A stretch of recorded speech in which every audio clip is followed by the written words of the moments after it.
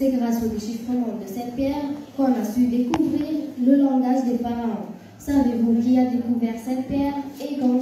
Qui l'a déchiffrée? Pourquoi est-elle en Angleterre? C'est ce qu'on va présenter maintenant.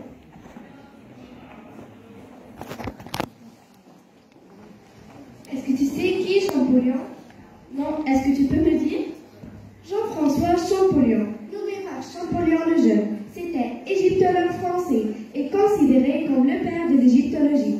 Il était né le 23 décembre 1790.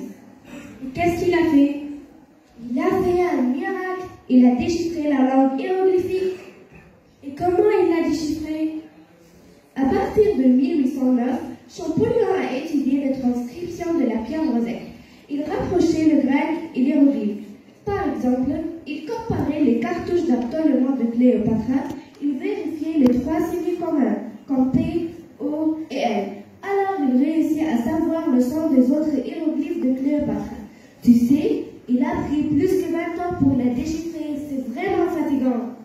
Oui, c'est très fatigant. C'est impossible, donc Champollion devrait être un génie. Champollion était né dans une famille mais pas assez riche. Et son grand frère s'occupait de lui. Il ne travaillait jamais à l'école. Il n'était pas excellent. Mais il était très intelligent. Et maintenant, il a su déchiffrer la pierre rosette et faciliter notre vie. Oui, tu as raison.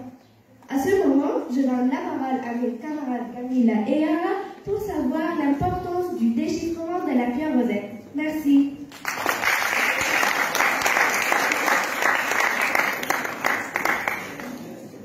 C'est-il la pierre rosette? Oui, c'est un fragment de celle gravée de l'Égypte antique portant 3 versions qui ont permis le déchiffrement des hiéroglyphes au XIXe siècle. Est-ce que c'était seulement l'hiéroglyphe? Non, il y avait 3 langues. L'égyptien hiéroglyphe, c'est la langue des anciens égyptiens. L'égyptien démotique, c'est un langage oral. Et l'ancien grec. Comment elle a été découverte? Depuis longtemps, les chercheurs s'interrogeaient sur la signification inscription picturale. C'était l'hiéroglyphe, gravé dans les stèles égyptiennes. Puisque son contenu était identique dans les 3 langues, alors les experts estimaient que la pierre de Rosette pouvait contribuer à résoudre ce mystère. Comment on l'a découverte? On l'a découverte durant l'expédition de Napoléon en Égypte en 1799. Est-ce qu'elle est maintenant en Égypte? Non, elle est en Angleterre. Mais pourquoi? Car la pierre de Rosette est présentée officiellement comme un cadeau du roi George III au British Museum pour être exposée. Mais pourquoi on l'appelle la pierre de Rosette? On l'appelle la pierre de Rosette, Rosette, Rachid en arabe. C'est le nom d'un village égyptien situé dans le delta du Nil, lieu de découverte de la pierre. Waouh, c'est très intéressant. Mais tu sais les dimensions de la pierre? Oui, la pierre possède une hauteur de 112 cm sur 76 cm de largeur. Combien pèse-t-elle? Elle pèse presque 760 kg. Oh, c'est très lourd. Mais pardon, j'ai une autre question. Tu m'avais dit comment elle a été découverte, mais qui l'a découverte? C'est un homme qui s'appelle Pierre-François Bouchard qui l'a découverte. Alors c'est Pierre qui a déchiffré la langue hiéroglyphique? Non, c'est un homme qui s'appelle Jean-François Champollion qui l'a déchiffré. Ah, alors le déchiffrement a de l'importance? Certainement, sais-tu l'importance de la déchiffrement? Oui, bien sûr. Ces symboles qui ont été écrits, excavés sur un mur de temple et encore sur les papyrus nous ont aidé à connaître les sciences que les anciens peuples égyptiens en apprises, comme la médecine, l'agriculture, l'architecture, etc. Mais qui a construit la civilisation égyptienne? C'est cette précieuse science qui a construit la civilisation égyptienne. Alors, certains égyptologues ont fait l'hypothèse que les pyramides qui sont des 7 merveilles du monde ne sont pas seulement des tombes. Alors, comment allons-nous confirmer ces propos?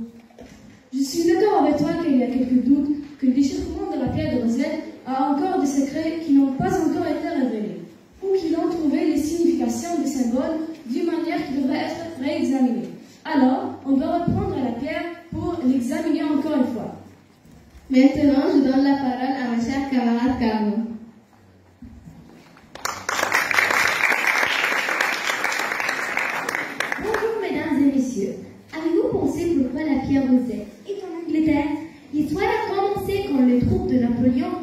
vaincus par les Anglais et ont dû abandonner l'Égypte en 1801. Le projet d'armistice préparé par le Français a comporté un article qui stipule que les savants peuvent garder le matériel ramassé en Égypte. Mais ceci n'a pas convenu aux Anglais. Et après de longues négociations, un compromis est trouvé. Que les savants peuvent garder leur langue, leurs dessins, leurs collections historiques naturelles. Mais les pièces d'antiquité les plus importantes sont retenues par les Anglais. La pierre Rosette est ainsi par les Anglais et est arrivée le février 1802 au Port-Esmas. Un séjour de quelques mois au musée de la Société d'Antiquité pour que les savants anglais étudient à loisir. Et comme mon cher camarade Gamila a dit que la pierre Rosette est présentée officiellement comme un cadeau de loi George III au British Museum pour y être exposé. Et maintenant, je vais laisser les paroles à mes chers camarades Hannah et Mariam, et merci.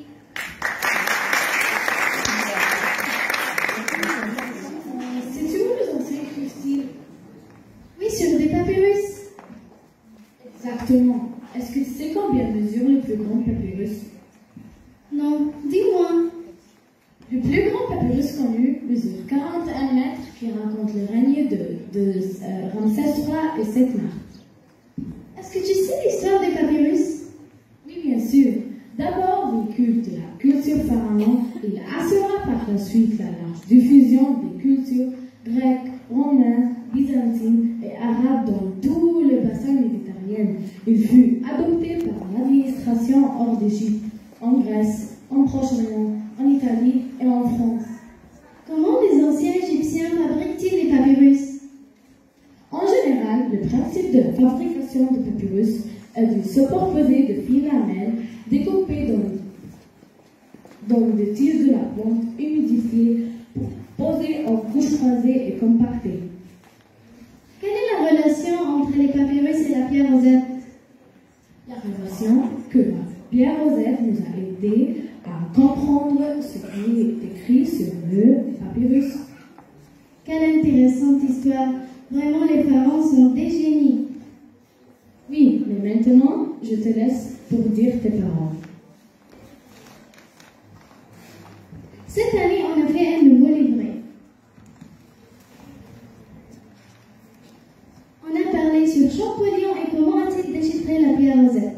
En fait, M. Champollion avait beaucoup de difficultés à déchiffrer cette pierre précieuse. Qui a découvert la pierre Rosette? Quelle est l'importance de la pierre Rosette sur notre vie? Et qui est M. Champollion en détail? Toutes ces questions ont été répondues par mes copines. On a aussi écrit nos noms et nos prénoms en langue hiéroglyphique. On a dessiné, on a écrit des infos. Tous nos travaux sont sur ces livrets.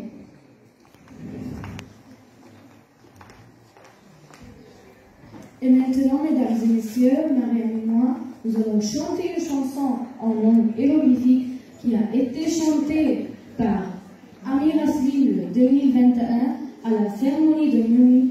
Cette chanson parlait des hymnes de crainte. À Isis, inscrit sur le temple de Der Chaloui à Luxor.